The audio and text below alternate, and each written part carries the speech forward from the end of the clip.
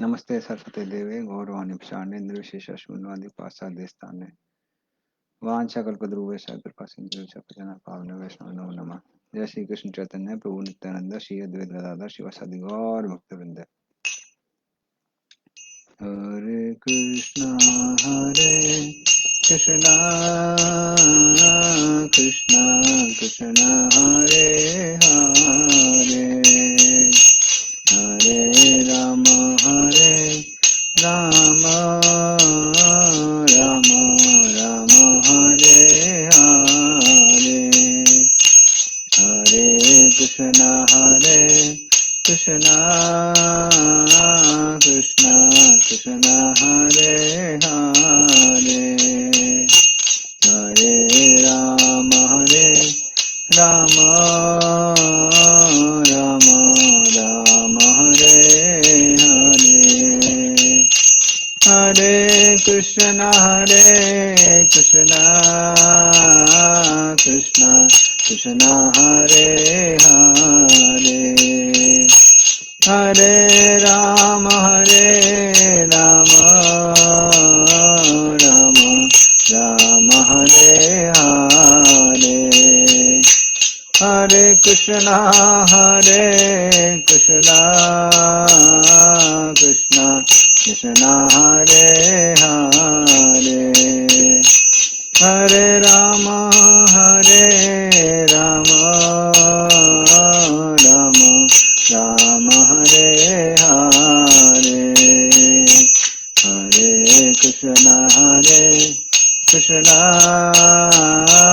कृष्णा कृष्णा हरे हरे हरे राम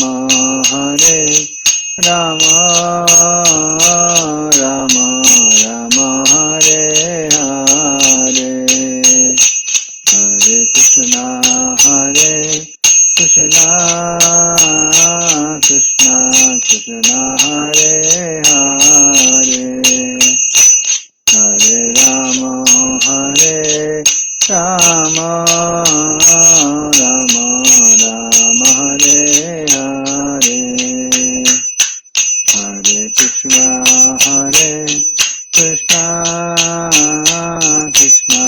कृष्णा हरे हरे हरे राम राम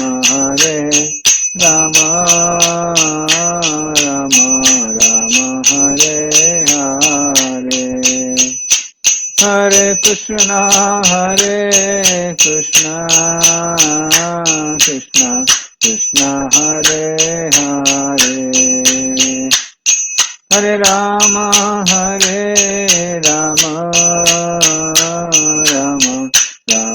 हरे हरे हरे कृष्णा कृष्णा हरे हरे हरे राम राम हरे हरे हरे कृष्णा कृष्णा हरे हरे हरे राम राम हरे हरे हरे कृष्णा कृष्णा हरे हरे हरे राम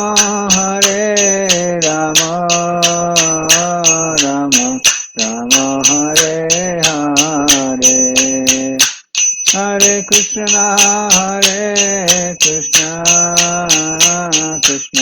कृष्णा हरे हरे हरे राम राम हरे हरे जय राधा गोविंद राधे जय गौरनिताय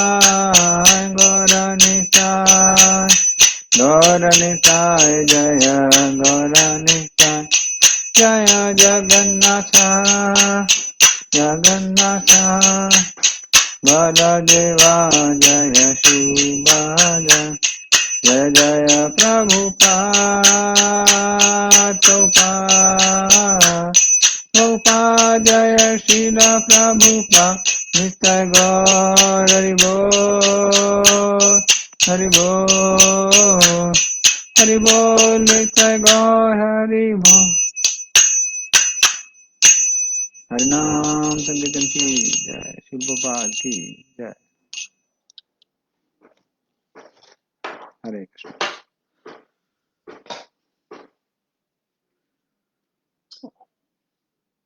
ओम नमो भगवते वासुदेवाय। ओम नमो भगवते वासुदेवाय। ओम नमो भगवते वासुदेवाय। नारायणं नमस्कृत्य नरं चैव नरोत्तमं देवीं सरस्वतीं व्यासं ततो जायामुदीरयेत्। नष्टप्रायेषु भद्रेषु नित्यं भागवत सेवया भगवती उत्तमा श्लोके भक्तिर्भवति नैष्टिकी। कृष्णाय वासुदेवाय देवकी नंदनाय च नंदगोपकुमाराय गोविंदाय नमो नमः।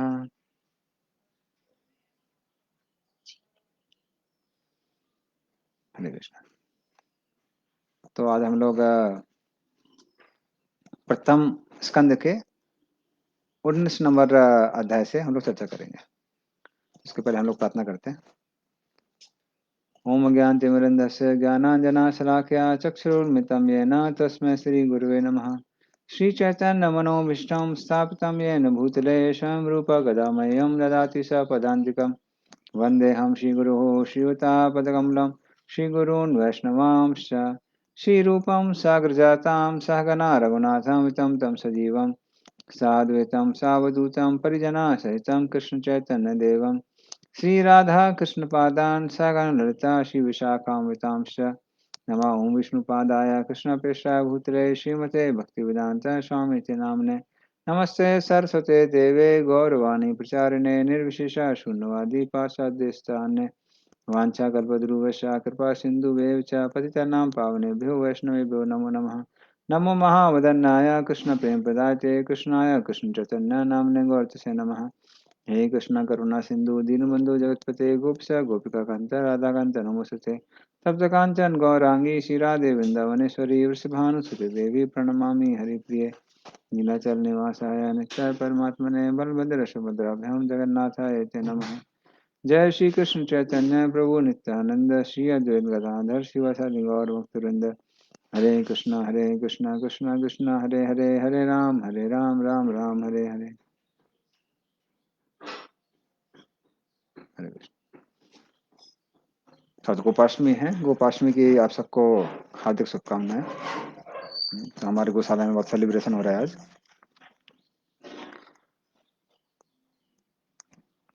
लेकिन हम लोग श्रीमद् भागवतम में चर्चा करेंगे आज। उसके बाद थोड़ा सा गोपाष्टमी के बारे में भी हम बताएंगे। तो 18 नंबर अध्याय में हमने देखा था कि कैसे परीक्षित महाराज भूख और प्यास के कारण सम्यक ऋषि के गले पर एक मरा हुआ सांप डाल देते हैं। जैसे सम्यक ऋषि को तो कोई फर्क नहीं पड़ता है, किंतु उनका जो पुत्र था श्रृंगी, वो बचपने के कारण और कुछ उद्दंडता के कारण परीक्षित महाराज को 7 दिन के अंदर एक सांप द्वारा डसने से जो के कारण उनकी मृत्यु होगी, इसका श्राप देता है। और फिर हम देखते हैं कि जब सम्यक ऋषि को यह पता चलता है तो सम्यक ऋषि बहुत दुखी हो जाते हैं और अपने पुत्र से बताते हैं कि कैसे परीक्षित महाराज के छोटे से अपराध का तुमने उनको उतना बड़ा दंड दे दिया है, जिसके कारण संपूर्ण मानव जाति को उसका फल भोगना पड़ेगा। क्योंकि जब एक अच्छा राजा इस संसार से चला जाता है तो चोर डाकू लुटेरे आके लोगों को लूटते हैं। पूरे समाज में हाहाकार मच जाता है। दुष्ट लोग आके लोगों का शोषण करते हैं। वर्णाश्रम धर्म ध्वस्त हो जाता है। तो ये सारी की सारी चीजें होती है।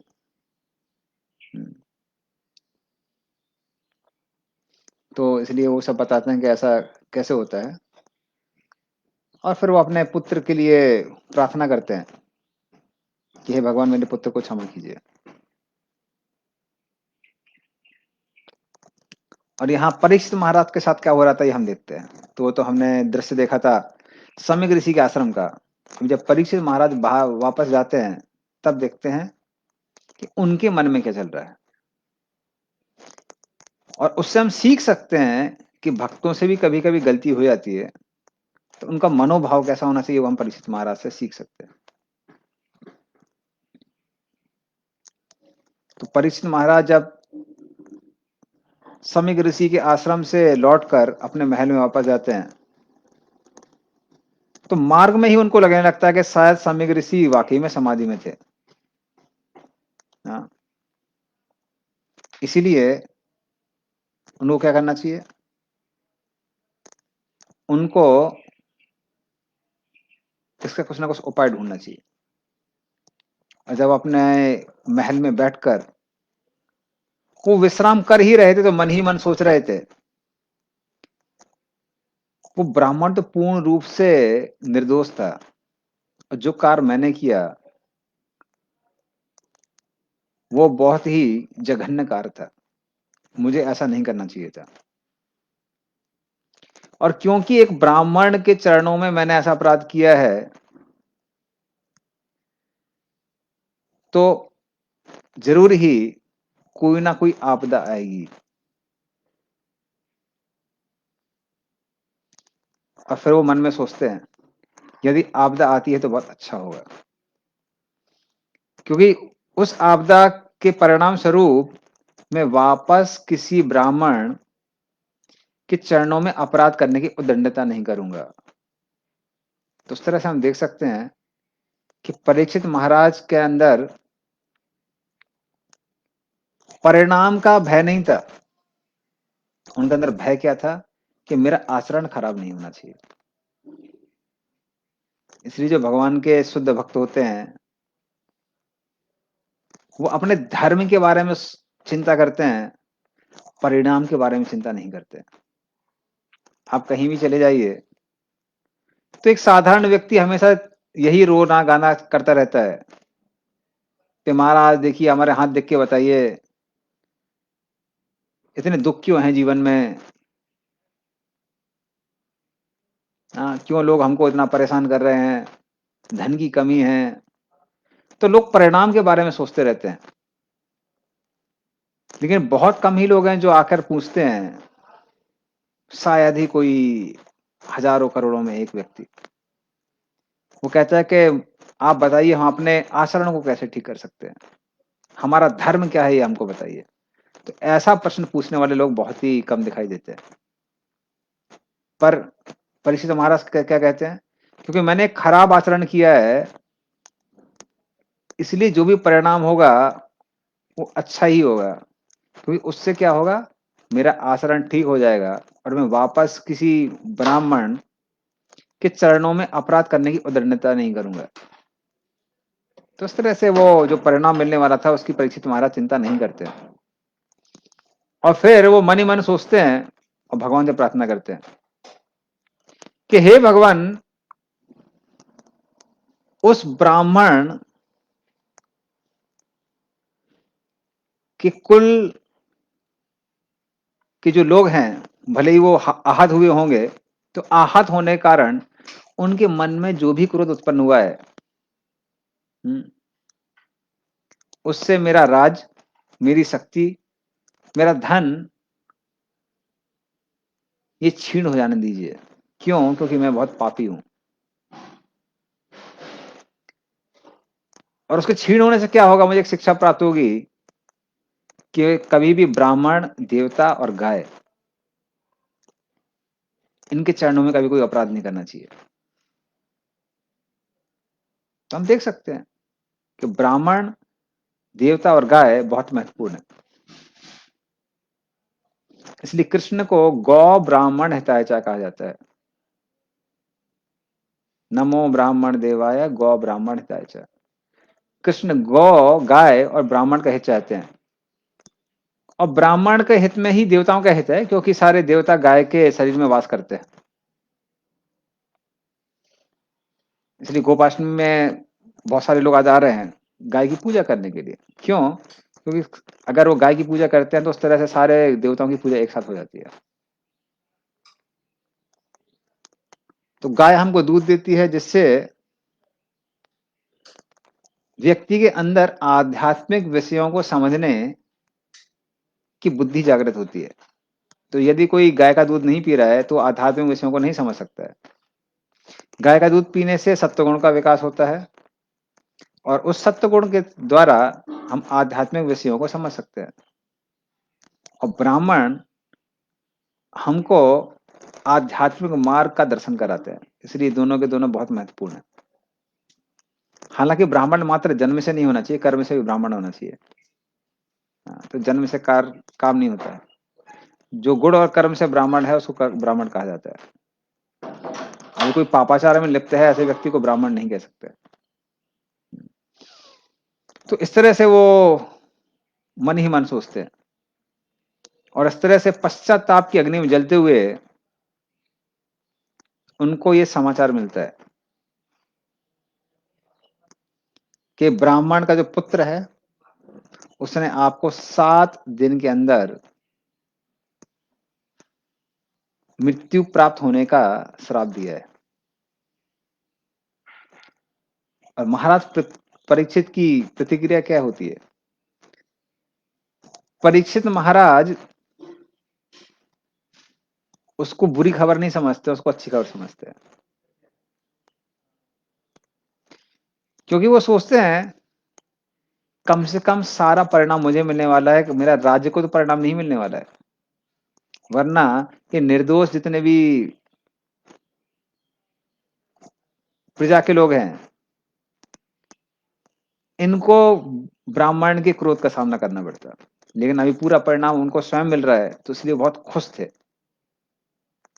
और इस तरह से सारे संसार की चीजों से अनासक्त होके वो मन ही मन सोचने लगते हैं।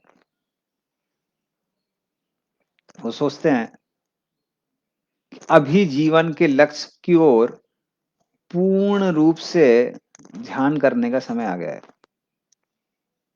अभी मेरी कोई जिम्मेदारी नहीं बची। तो इस तरह से तुरंत वो क्या करते हैं, गंगा के तट पे जाते हैं और वहां पर भगवान कृष्ण में अपने मन को केंद्रित करने लगते हैं। क्योंकि कृष्ण की भक्ति ही जीवन के लक्ष्य को प्राप्त करने का सबसे बड़ा साधन है और कृष्ण की सेवा ही जीवन का लक्ष्य है। क्योंकि जीव का मूल रूप ही है कि वो कृष्ण का सेवक है। जीवेर स्वरूप है कृष्ण नित्यदास। तो हम बने हैं कृष्ण की सेवा के लिए।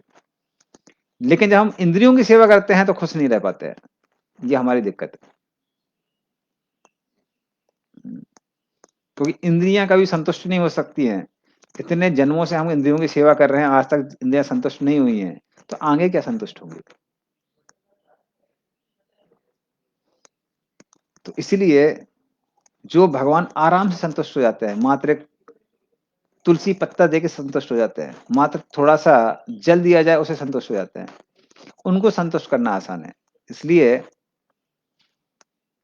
जो आराम से संतुष्ट हो जाते हैं उनको संतुष्ट करना चाहिए, और जिनके संतुष्ट होने से पूरा जगत संतुष्ट हो जाता है और हमारी इंद्रियां संतुष्ट हो जाती हैं, उनकी सेवा करनी चाहिए। तो वो है भगवान कृष्ण। तो इस तरह से कृष्ण के चरणों पे अपने ध्यान को केंद्रित करते हुए वो वहां पर बैठ जाते हैं गंगा के तट पर, और वहां बैठे बैठे गंगा की महिमा का मन में विचार करते हैं। तो उसके बारे में एक श्लोक है जिस पर वो विचार करते हैं। या वै लसत श्री तुलसी विमिश्रा कृष्णांगिरेण अभिदक काम्बु नेत्री पुनाति लोकान उभयत्र शेषान कस्ताम न सेवत मरस्यमाणः। तो गंगा की महिमा के बारे में वो सोचते हैं कि गंगा का जो ये जल है कृष्ण की चरणों की रज से मिश्रित है। क्योंकि गंगा जी का जो उदय हुआ है वो कृष्ण के चरणों को धोते हुए उदय हुआ है। और पुराणों में ये भी आता है, बताते हैं कि गंगा गंगा का उदय ही जो हुआ है, तो गंगा का उदय भी भगवान विष्णु के नाखून से होता है। तो उस तरह से गंगा का उदय कृष्ण के चरणों से हुआ है, और गंगा में हमेशा कृष्णों के चरणों की रज मिश्रित होती है, जो कि समय संपूर्ण संसार को पापों से मुक्त करने वाली है। और इस तरह से उसमें कृष्ण के चरणों की रज है, और कृष्ण के चरणों में हम हमेशा तुलसी महारानी को रखते हैं, तो उसमें तुलसी महारानी भी होती है गंगा के जल में। तो इस तरह से गंगा परम पवित्र है, क्योंकि वो कृष्ण का चरणामृत है। तो लोग बोलते हैं कि अरे भगवान ने हमको माया दी है। माया के अलावा भगवान ने तो पूरे चरणामृत की एक नदी बहा दी है, उससे ज्यादा कृपा क्या होगी। तो उस तरह से गंगा जल इतना ज्यादा शुद्ध है कि शिव स्वयं उसको अपने सर पर धारण करते हैं, क्योंकि शिव जी भगवान विष्णु के सबसे बड़े भक्त हैं, वैष्णव नाम यथा शंभु। इसलिए उस गंगा ने जिसने भगवान विष्णु के चरणों का स्पर्श किया है, उनको धोया है, उनको स्वयं शिव जी भी अपने सर पर धारण करते हैं, और सारे देवतागण भी उनको अपने मस्तक पर धारण करते हैं। इसलिए हर किसी को कृष्ण के चरणों का आश्रय लेना चाहिए और गंगा का आश्रय लेना चाहिए। तो इस तरह से उसको मन में विचार करते हुए वो गंगा का आश्रय लेते हैं, और गंगा के तट पर बैठकर कृष्ण के चरणों पर ध्यान करते हैं, और फिर वो मन ही मन प्रण लेते हैं कि अभी मैं अन्न और जल ग्रहण नहीं करूंगा, क्योंकि मात्र 7 दिन रह गए हैं। इस तरह से पूर्ण रूप से शांत होकर, सारी चिंताओं से, सारे चीजों से अनासक्त होकर वो कृष्ण के चरणों की ओर समर्पित हो जाते हैं।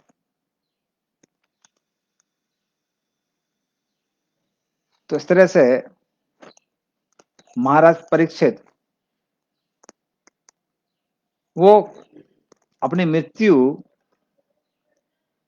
के लिए तैयारी करते हैं कि जब मृत्यु आएगी उस समय हम कृष्ण के चरणों पर आश्रित रहेंगे, क्योंकि महाराज परीक्षित को पता था कि मात्र 7 दिन उनके पास है। पर सत्य यह है कि हमको पता नहीं है कितना समय हमारे पास शेष है।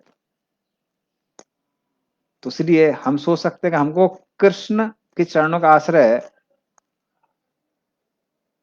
कितनी दृढ़ता से लेना चाहिए, क्योंकि हमको पता नहीं कि 7 दिन है कि नहीं है। और फिर वो वहीं पर पास में देखते हैं कि संसार के अलग अलग जगहों से सारे संत लोग वहां पर एकत्रित हुए थे। हाँ, सोच रहे थे एक साथ हम लोग आएंगे, साधु संग करेंगे, और एक साथ तीर्थ यात्रा पर जाएंगे। तो कौन कौन लोग थे वो? पूरे ब्रह्मांड के सबसे प्रसिद्ध ऋषिगण वहां पर थे। अत्रि मुनि, च्यवन ऋषि, शरद्वान ऋषि, अर्ष्ट नेमि, भृगु, वशिष्ठ मुनि, पराशर मुनि, विश्वामित्र मुनि, कृष्ण द्वैपायन व्यास, हमारे व्यास देव, नारद मुनि इत्यादि। तो ऐसे बड़े बड़े जो संत थे वो सब के सब एकत्रित होके धार्मिक स्थलों पे, तीर्थ स्थलों पर जाने का की तैयारी कर रहे थे। और जैसे ही परीक्षित महाराज ने उनको देखा तो उनको प्रणाम किया और उनके चरणों में अपने सर को रख के अपने संकल्प के बारे में उन सबको बताया। तो सत्य तो ये था कि सारे ऋषिगण वहां इसलिए एकत्रित हुए थे क्योंकि उनको पता था कि ये वही परीक्षित महाराज हैं जो अपनी माता के गर्भ में भगवान विष्णु की गदा द्वारा रक्षित थे। जब अश्वत्थामा ने अपने ब्रह्मास्त्र से उनको मारने का प्रयास किया, स्वयं कृष्ण ने इनकी रक्षा की थी। तब से वो कृष्ण को ढूंढ रहे थे और परीक्षा कर रहे थे लोगों की, कहीं ये तो कृष्ण नहीं है, वो तो कृष्ण नहीं है, जिसके कारण उनका नाम क्या पड़ा, परीक्षित पड़ा।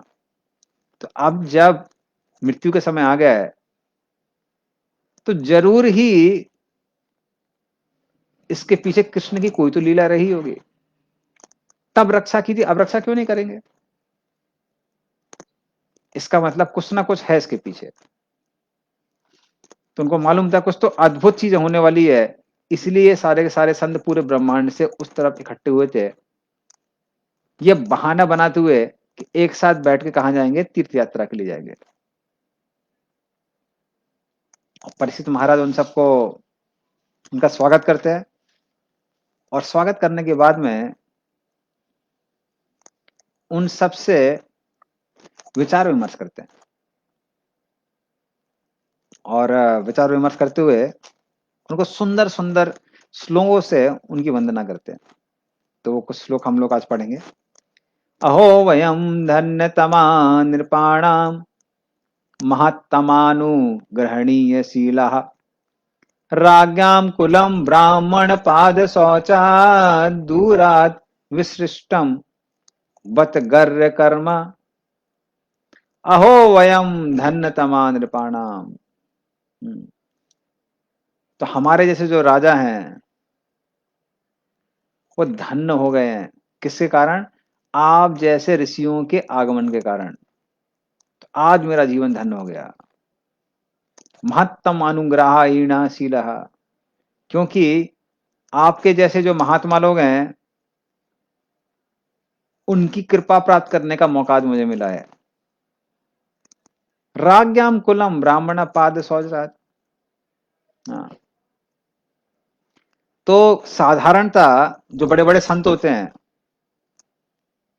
वो राजकुल के लोगों को स्वीकार नहीं करते हैं, उनका तिरस्कार कर देते हैं, रिजेक्ट कर देते हैं।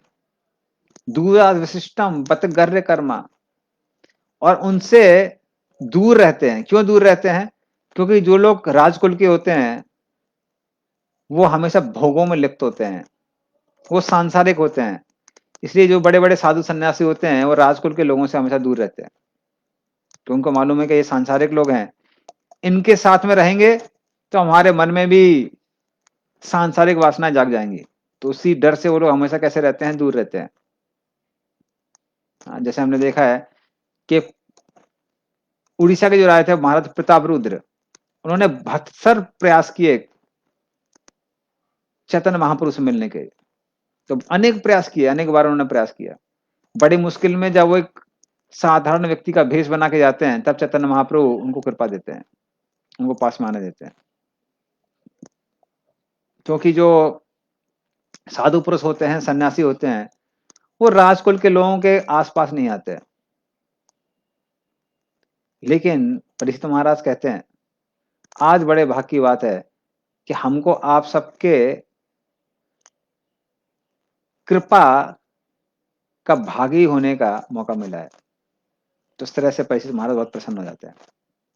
और ये परीक्षित महाराज की नम्रता भी थी, क्योंकि परीक्षित महाराज भगवान के शुद्ध भक्त हैं, और भगवान के शुद्ध भक्त बड़े बड़े ऋषियों से भी ज्यादा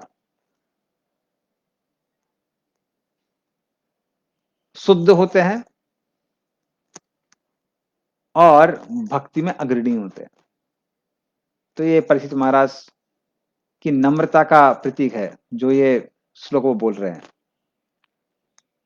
और फिर वो आगे बताते हैं, कहते हैं तस्सेव में अघस्य परावरेशो व्यासक्त चित्तस्य गृहेषु अभीक्ष्णम् निर्वेद मूलो द्विजशापरूपो यत्तपसक्तो वयमासु दत्ते।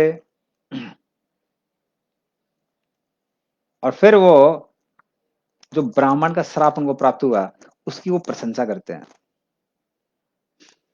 हाँ, निर्वेद मूलो द्विज साप रूपो। कि ये जो द्विज हैं, जो ब्राह्मण हैं, तो ब्राह्मण को द्विज कहा जाता है। वो द्विज इसलिए कहा जाता है क्योंकि द्विज मतलब है जिसका द्विज जाए थे, जिसका दूसरा जन्म हुआ हो। तो चिड़िया को भी द्विज कहा जाता है क्योंकि पहली बार वो अंडे के रूप में चिड़िया का जो बच्चा होता है वो चिड़िया से बाहर निकलता है और फिर अंडे से दोबारा उसका जन्म होता है। और जो लोग गुरु का आश्रय लेके उनके अधीन होकर वेदों का अध्ययन करते हैं उनको भी द्विज कहा जाता है, क्योंकि पहला जन्म माता पिता से मिलता है और दूसरा जन्म मिलता है गुरु से और वेदों से। तो वेद बन जाती है माता और गुरु बन जाते हैं पिता। तो इस तरह से उनको भी द्विज कहा जाता है। पर एक द्विज के शाप के कारण मुझे एक वरदान प्राप्त हुआ है। क्या वरदान प्राप्त हुआ है? मैं जो कि गहस्य परावेशो, मैं जो कि अपने सगे संबंधियों से बहुत आसक्त था, अपने घर से बहुत आसक्त था।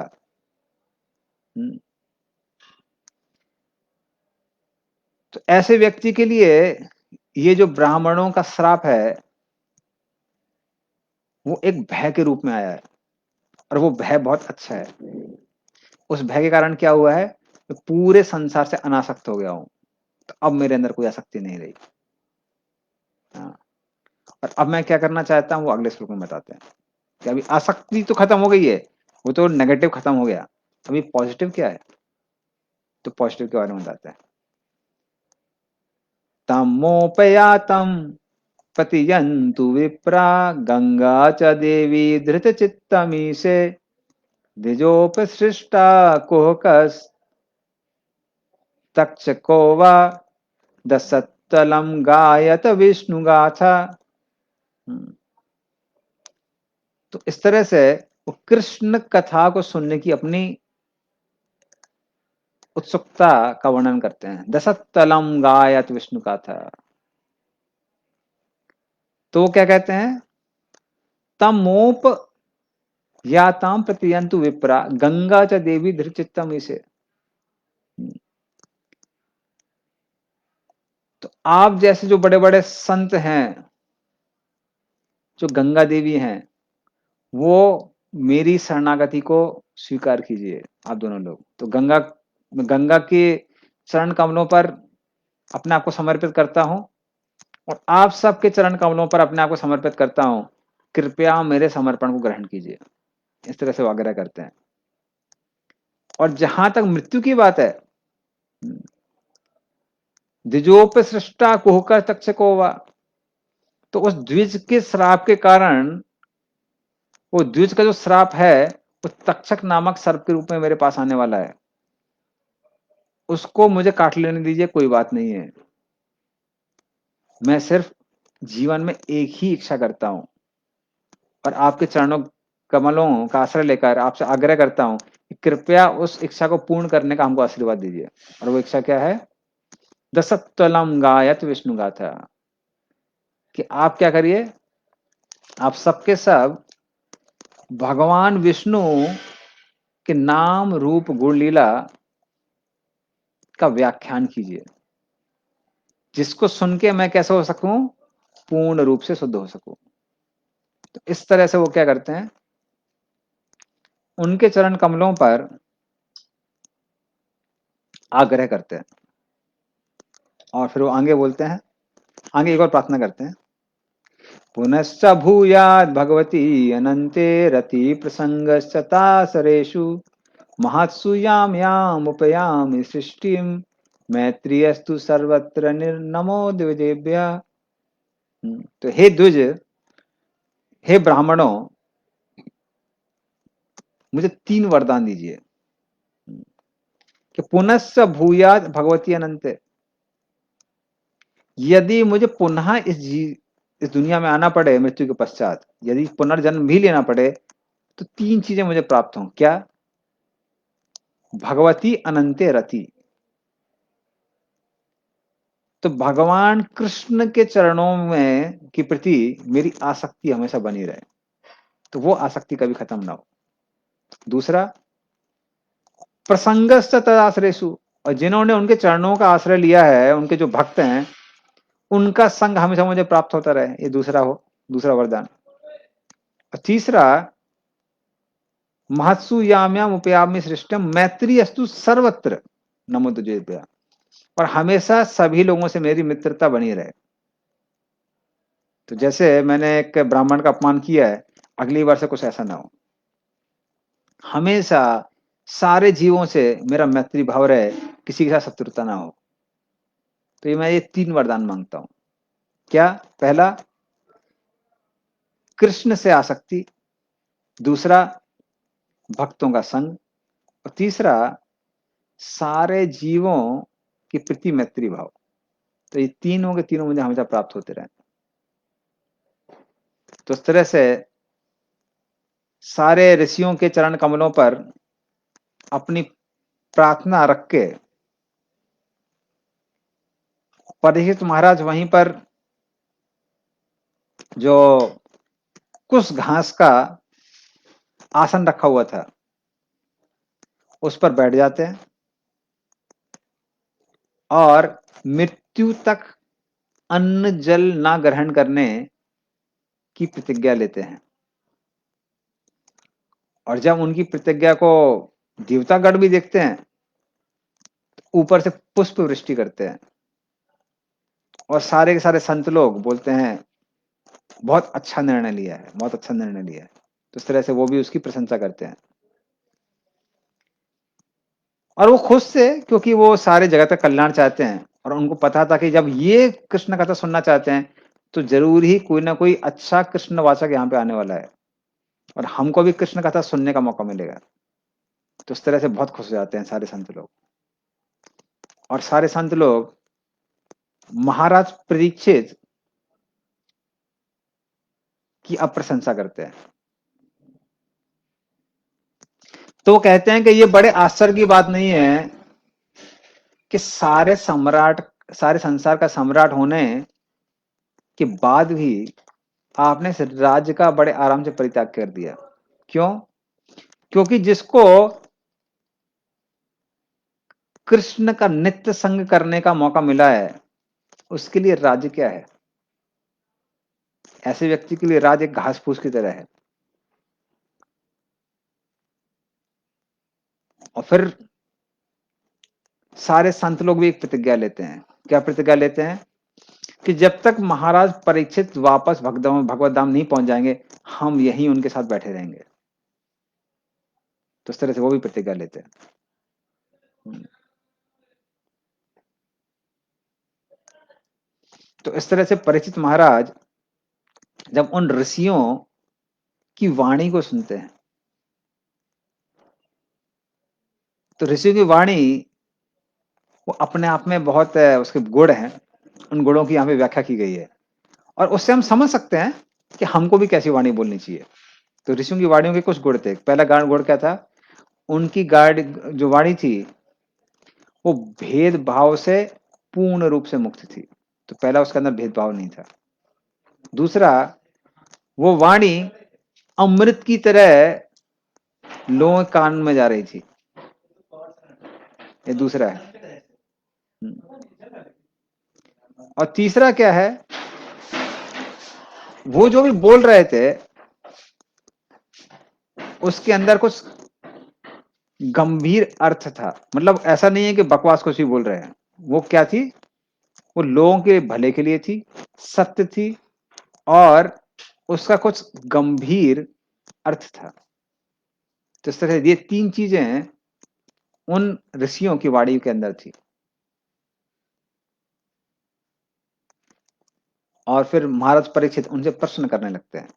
तो महाराज परीक्षित यहाँ पे कुछ घास पे बैठे हुए थे, सारे संत लोग भी बैठे हुए थे और उन संतों से फिर परीक्षित महाराज प्रश्न पूछते हैं कि अब मुझे यहाँ पर बैठे क्या करना चाहिए। तो प्रश्न पूछते हैं, आप लोग जो यहाँ पर उपस्थित हैं, आप सबके सब वेदों की वाणी के व्यक्तिगत स्वरूप हैं और सभी का कल्याण करने के हेतु आप लोग जीवन यापन करते हैं। इसलिए क्या करिए, मेरा भी कल्याण कीजिए। तो अपने आप में विचार विमर्श कीजिए और विचार विमर्श करके मुझे बताइए। हम्म,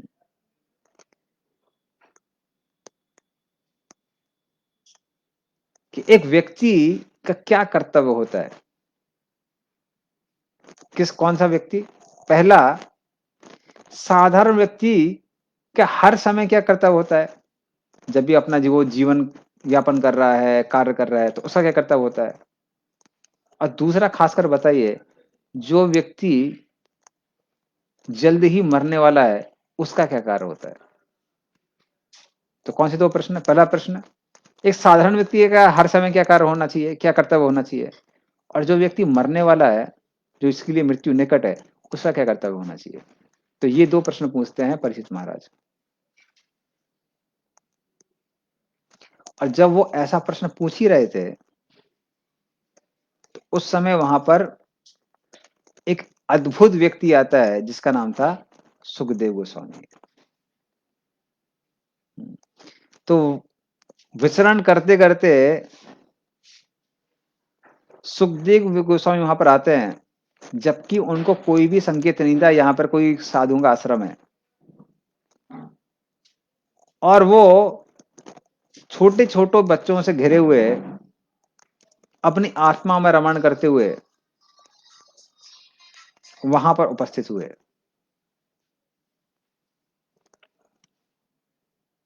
और उनके जो जो रूप है, उसका रूप का भी वर्णन आता है कि वो देखने में कितने सुंदर थे। और क्योंकि आत्मा में रमण करते हुए वो जब वो यहाँ वहां घूम रहे थे, और पूर्ण रूप से चारों दिशाओं से ढके हुए थे, कुछ कपड़े पहने नहीं हुए थे, उसकी वजह से छोटे छोटे बच्चे उनका मजाक उड़ा रहे थे, कुछ लोग पत्थर भी मार रहे थे। बच्चों की ऐसी आदत होती है। लेकिन जो सुखदेव गोस्वामी है, पूर्ण रूप से अविचलित थे और स्वयं में संतुष्ट वो विचरण कर रहे थे। और जब विचरण करते हुए वहां पर आते हैं, तो उनके रूप का वर्णन आता है कि वो 16 वर्ष के युवक थे। उनके चरण कमल कमल की भांति एकदम मुलायम थे। उनके हाथ, जांघें, कंधे, सर, आंखें, ये सब के सब बहुत सुंदर थी। हाँ, और लंबे थे। उनके जो हाथ थे वो घुटनों तक आ रहे थे। अजान अनुलंबित भुजो। तो जो महापुरुष होते हैं, उनके जो हाथ होते हैं वो घुटनों तक आते हैं। उनकी नाक ऊंची थी, कान एकदम समान थे, आंखें कमल की तरह सुंदर थी, और जो भवें थी एकदम पतली पतली धनुष की तरह। गर्दन छोटी थी और शंख की भांति उसमें 3 लकीरें थी।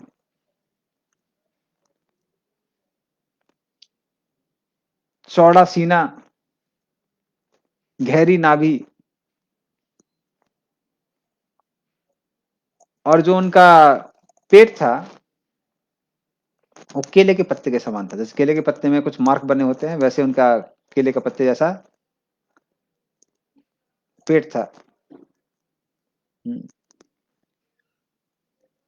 और इस तरह से निवस्त्र होके वो यहाँ वहां घूम रहे थे। और उनका जो रंग था, रंग कृष्ण के भांति वो श्याम वर्ण के थे।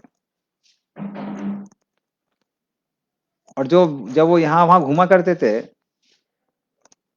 तो सारी स्त्रियां उनसे बहुत ज्यादा आकर्षित हो जाती थी, क्योंकि देखने में बहुत सुंदर थे। तो इस तरह से स्त्री और बच्चे वहां पे विचरण कर रहे थे। पर जैसे ही वो देखते हैं कि सारे के सारे उपस्थित ऋषिगण, नारद मुनि, अंगिरा मुनि इत्यादि, सब उनका सम्मान करते हैं, वो देखकर वहां पर जो स्त्रियां थी और जो बच्चे थे, वो घबरा जाते हैं और वहां से भागने लगते हैं। उनको समझ में आता है, अरे ये तो हम सोच रहे थे कि साधारण कोई भी पागल आदमी है जो नंगा यहाँ वहां घूम रहा है, लेकिन ये तो साधारण व्यक्ति नहीं है, ये तो बहुत महान संत है। तो वो देख के वो यहाँ वहां से उस जगह से भाग जाते हैं। और फिर सुखदेव गोस्वामी को वहां पर आसन दिया जाता है जहां पर सुखदेव गोस्वामी विराजमान होते हैं। और सुखदेव गोस्वामी ऐसे दिख रहे थे, मान लीजिए तारों के बीच में चंद्रमा दिखाई दे रहा हो। क्योंकि सुखदेव गोस्वामी कोई साधारण व्यक्ति नहीं है, वो राधा रानी के तोते हैं, उनके सुख हैं, इसलिए उनका नाम सुखदेव गोस्वामी है। तो जब कृष्ण अपनी लीलाओं को पूरा करके इस धराधाम से वापस गोलोक वृंदावन जाते हैं, तो इस सुख को छोड़ जाते हैं। तो ये सुख जोरों से रोता है कि नहीं नहीं, हमको भी जाना है, हमको जाना है। कृष्ण बोलते हैं नहीं, तुम्हारे माध्यम से मैं बहुत महत्वपूर्ण कार्य करना चाहता हूं, और वो क्या है? श्रीमद् भागवतम बोलने का कार्य। तब कृष्ण बताते नहीं है, और सुख दुखी होके यहां वहां विचरण करता है, और पूरे संसार में उस स्थान को ढूंढता है जहां पर कृष्ण कथा चल रही हो। और विचरण करते करते करते करते वो एकाम्र वन में आता है, जहां पर जिस पेड़ के नीचे शिव जी पार्वती को श्रीमद् भागवतम सुना रहे थे, और वहां ध्यान से उसको श्रवण करता है। और क्योंकि श्रीमद् भागवतम के दूसरे और तीसरे स्कंद काफी दार्शनिक हैं, तो उन दर्शन को सुन के क्या होता है, पार्वती सो जाती है और सुख ध्यान से सुनता रहता है, और सुख हूं हूं करता रहता है। और जब श्रीमद् भागवतम पूर्ण हो जाती है, तब शिव जी को समझ में आता है, अरे पार्वती तो सो रही है, तो सुन कौन रहा है? तो सुख को देख के बहुत क्रोधित हो जाते हैं, और सुख के पीछे भागते हैं त्रिशूल लेके। और सुख भयभीत होकर क्या करता है, व्यास देव की पत्नी के मुंह के माध्यम से उनके गर्भ में प्रवेश करता है। उनकी पत्नी गर्भवती हो जाती है। वो 12-14 वर्ष तक बाहर नहीं निकलते हैं। व्यासदेव कहते हैं बाहर निकलो, वो कहते हैं नहीं, बाहर निकलूंगा माया में फंस जाऊंगा, मैं यहीं पे रहूंगा। तो व्यासदेव कहते हैं नहीं नहीं नहीं, नहीं फंसोगे, मैं व्यास हूं जिन्होंने पूरा वेद शास्त्र लिखे हुए हैं, जिनके माध्यम से लोग माया से मुक्त होते हैं। सुखदेव गोस्वामी कहते हैं अरे आप खुद ही फंसे हुए हैं, आप गृहस्थ हैं, आपको पुरुष और स्त्री में भेद करना पड़ता है। तो जब आप ही माया में फंसे हुए हैं तो हमको कैसे मुक्त करेंगे? तो फिर व्यासदेव कहते हैं ठीक है, तुम किसकी बात पर विश्वास करोगे? क्योंकि तो कहते हैं सुखदेव गोस्वामी, यदि मायाधीश कृष्ण आके यहाँ पर वरदान देते हैं कि मैं माया में नहीं फंसूंगा, तो मैं तैयार हूं। तो व्यासदेव तुरंत द्वारका जाते हैं, द्वारका से कृष्ण को बुला के लाते हैं। और कृष्ण जब ये आश्वासन देते हैं कि चिंता मत करो, बाहर निकलो, सुखदेव गोस्वामी बाहर निकलते हैं, और बाहर निकलते ही वन की ओर जाने लगते हैं। वन में जाते समय उनके पीछे पीछे व्यासदेव उनको रुकने के लिए कहते हैं, वो रुकते नहीं है। वहां पर कुछ अप्सराएं नहा रही थी, तो वो भी जब देखती हैं सुखदेव गोस्वामी को, तन नहीं ढकती हैं, व्यासदेव को देख के तन ढकने लगती हैं। व्यासदेव कहते हैं अरे वो जवान है, उसको देख के तन नहीं ढक रही हो, मुझे देख के तन ढक रही हो, मैं तो बूढ़ा हूं। कहते नहीं, आप ग्रस्त हैं, आपको स्त्री पुरुष पर भेद करना पड़ता है। पर उनकी आंखों में हम देख सकते हैं कि वो पूर्ण रूप से काम की भावना से मुक्त है। तो इस तरह से सुखदेव गोस्वामी की महानता के बारे में हमको पता चलता है।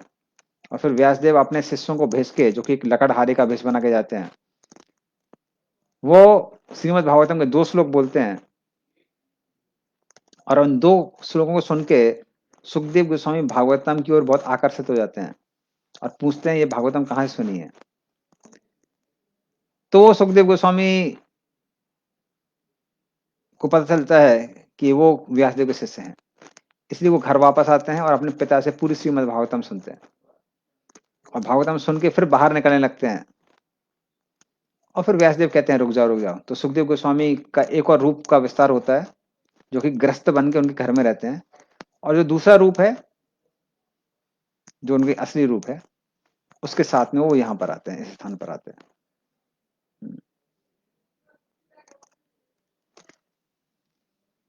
और इस तरह से वो आसन में विराजमान होके परीक्षित महाराज के किसी भी प्रश्न का उत्तर देने के लिए आप तैयार हो जाते हैं।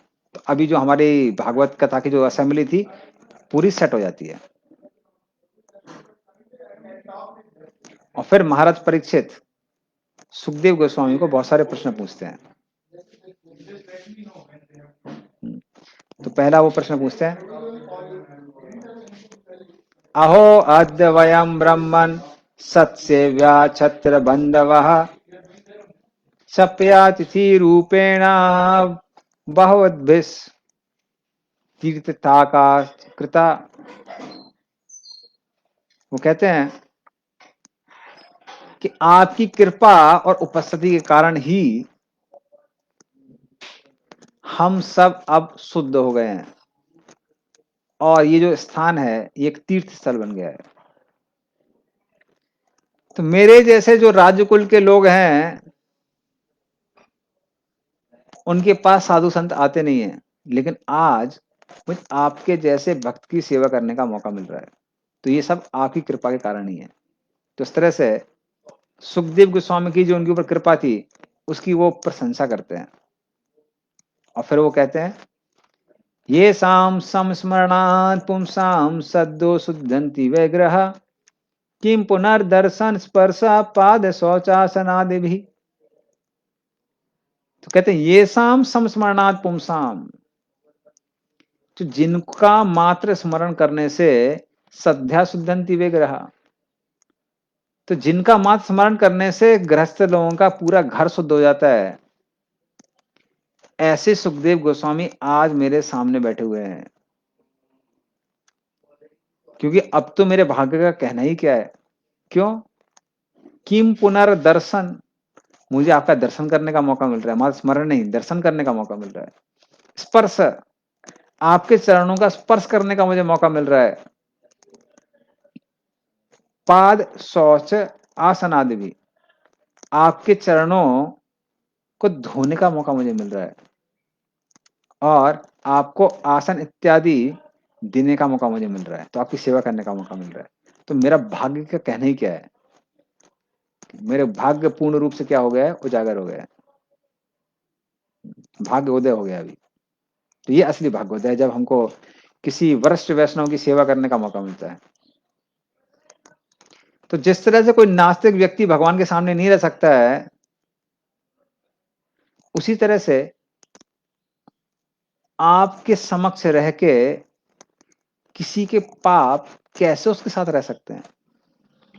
तो जैसे सूर्य के उदय होने से ही सारे अंधकार का नाश हो जाता है,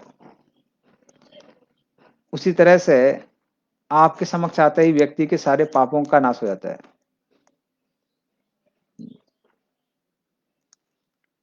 तो भले ही लोग कहते हैं कि मैं कृष्ण का रिश्तेदार हूं, लेकिन कृष्ण ने कृपा मेरे ऊपर नहीं दिखाई है, मेरे जो पूर्वज हैं वो पांडवों के ऊपर दिखाई है। तो सत्य तो यह है, बहुत मैं निकृष्ट हूं। इस तरह से वो अपने दैन्यता का प्रदर्शन करते हैं। लेकिन क्योंकि मेरा पांडवों के साथ संबंध है, इसलिए कृष्ण ने कृपा करके क्या किया है, आपको मेरे समक्ष भेजा है मेरे उद्धार के लिए। तो ये कृष्ण की कृपा है। तो हालांकि नम्रता के कारण परीक्षित महाराज ऐसा कह रहे हैं, किंतु इस वाक्य में कुछ सत्यता है। क्या सत्यता है? इस पहलू की सत्यता है, यदि हम कृष्ण के दास के प्रिय हो जाते हैं तो कृष्ण के भी बहुत प्रिय हो जाते हैं। तो कृष्ण को प्राप्त करने का सबसे आसान मार्ग है कि उनके भक्तों की सेवा की जाए। तो ये हम कृष्ण के भक्तों की सेवा करते हैं, उनके आदेशों का पालन करते हैं, उनकी शरण ग्रहण करते हैं, तो कृष्ण प्राप्ति बहुत आसान हो जाती है। और फिर वो प्रश्न पूछते हैं, कहते हैं, हे संतों के गुरु, कृपया करके मुझे लक्ष्य प्राप्ति का मार्ग दिखाइए। खासकर मुझ जैसे व्यक्ति को लक्ष्य प्राप्ति का मार्ग दिखाइए जो मृत्यु के बाद निकट है। तो बताइए कि जो व्यक्ति कुछ ही समय में मरने वाला है उसका क्या धर्म होना चाहिए। और फिर आगे प्रश्न पूछते हैं, यत् श्रोतव्यम अथो जप्यम यत् कर्तव्यम निर्भी नृपो स्मर्तव्यम भजनीयम वा ब्रूहि यत् वा विपर्ययम्। और आगे कहते हैं, और मुझे बताइए, यत् श्रोतव्यम अथो जप्यम, व्यक्ति को किस चीज के बारे में सुनना चाहिए, किसके बारे में बोलना चाहिए, क्या जप करना चाहिए व्यक्ति को। स्मर्तव्यम, क्या किस चीज का स्मरण करना चाहिए। और भजनीयम, किस चीज का भजन करना चाहिए या किस व्यक्ति का भजन करना चाहिए। और ब्रूहि यत वा विपर्ययम, और क्या क्या नहीं करना चाहिए, किसका जप नहीं करना चाहिए, किसके बारे में सुनना नहीं चाहिए, बोलना नहीं चाहिए, सोचना नहीं चाहिए, उसके बारे में बताइए। तो क्या करना चाहिए, क्या नहीं करना चाहिए, किसके बारे में श्रवण कीर्तन स्मरण करना चाहिए, किसके बारे में नहीं करना चाहिए, ये सब का सब मुझे विस्तार से बताइए। और फिर वो आगे कहते हैं, नूनम भगवतो ब्रह्मन् ग्रहेषु ग्रहिमेधिनाम न लक्ष्यति ही अवस्थानम अपि गोधनम क्वचित।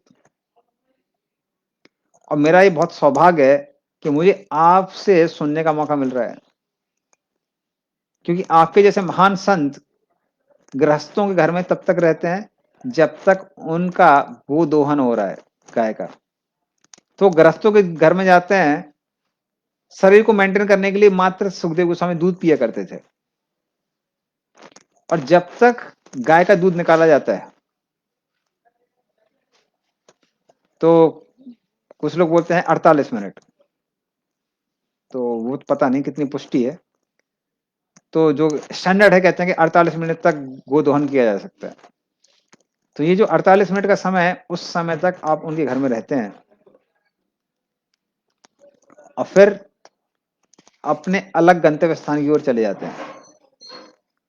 तो किसी भी गृहस्थ को 48 मिनट से ज्यादा संग नहीं मिलता है आपका, लेकिन यहाँ मुझे मौका ज्यादा मिल रहा है, यहाँ आपसे श्रवण करने का मौका मिल रहा है। तो कृपया विस्तार से बताइए कि किस चीज के बारे में श्रवण करना चाहिए, किसका जप करना चाहिए और किसका स्मरण करना चाहिए। हम्म। तो इस तरह से सुखदेव गोस्वामी से परीक्षित हमारा प्रश्न करते हैं, और परीक्षित और सुखदेव गोस्वामी उसका उत्तर करने के लिए, अब उत्तर देने के लिए अब तैयार हो जाते हैं।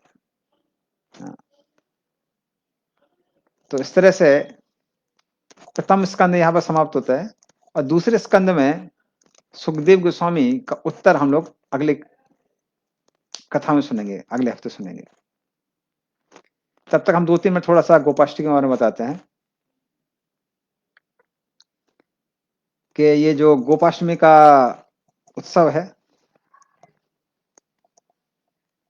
तो ये अपने आप में बहुत बड़ा उत्सव है, क्योंकि कृष्ण गाय को बहुत पसंद करते हैं। तो हम देखते हैं कि जब भी गायों में कुछ भी विपदा आती है, तो कृष्ण को बहुत चिंता हो जाती है। जैसे कि जब जंगल में आग लगी थी, तभी गायों को बहुत तकलीफ हो रही थी, तो कृष्ण वहां पर गायों की रक्षा करने के लिए गए। इंद्र ने जब वज्रपात करके वृंदावन को डुबोने का प्रयास किया, तब सारे सारे जो गोप सखा थे, बड़े बड़े गोप थे, गोपियां थी, वो गायों को आगे रख के कृष्ण से प्रार्थना करते हैं, कृष्ण कृष्ण महाभागो तम नाथलम गोकुलम प्रभु, कि हे गोकुल के नाथ, तो ये सारी सारी गायें आपके कुल की हैं, इस गोकुल की हैं, कृपया करके इनकी रक्षा कीजिए। और कृष्ण गायों की रक्षा करने के लिए गिरिराज को अपने पहले बाएं हाथ पर और फिर बाएं हाथ की उंगली पर धारण करते हैं, और इस तरह से गायों की रक्षा करते हैं। तो कृष्ण को गोपाल गोविंद कहा जाता है। और आज के दिन कृष्ण को गाय मिली थी चराने के लिए। तो अभी तक का समय जो था, उस समय कृष्ण सिर्फ बछड़े चराया करते थे, क्योंकि यशोदा माई को कॉन्फिडेंस नहीं था, उनको कॉन्फिडेंस नहीं था कि गाय को चरा पाएगा। लेकिन अभी कृष्ण थोड़े बड़े हो जाते हैं, तो इसलिए कृष्ण को गाय मिलती है चराने के लिए। और कहते हैं आज के दिन व्रज भूमि बहुत प्रसन्न थी, क्योंकि अभी तक कृष्ण का भार थोड़ा कम था, इसलिए कृष्ण के चरणों के जो चिन्ह है, उनकी छाप वृंदावन में थोड़ी कम पड़ती थी। लेकिन अब उनके चरणों में अंकित जो जो ध्वज, अंकुश, चंद्र इत्यादि के जो भी चिन्ह हैं पूर्ण रूप से स्पष्ट होंगे। तो उस तरह से ब्रजभूमि को कृष्ण के चरणों के चिन्ह से चित्रित होने का मौका मिलेगा अभी। इसलिए ब्रजभूमि भी आज बहुत प्रसन्न होती है और गाय बहुत प्रसन्न होती है क्योंकि उनको कृष्ण का सानिध्य मिलने वाला है। इसलिए आज गोपाष्टमी का महोत्सव है और हमारे यहाँ बहुत बड़ा सेलिब्रेशन होने वाला है। गोपाष्टमी महामहोत्सव की जय। गंधरा श्रीमद् भागवतम की जय। शील गोपाद की जय। निताय गौर प्रेमानंदे। हरि हरि बोल। शील गोपाद की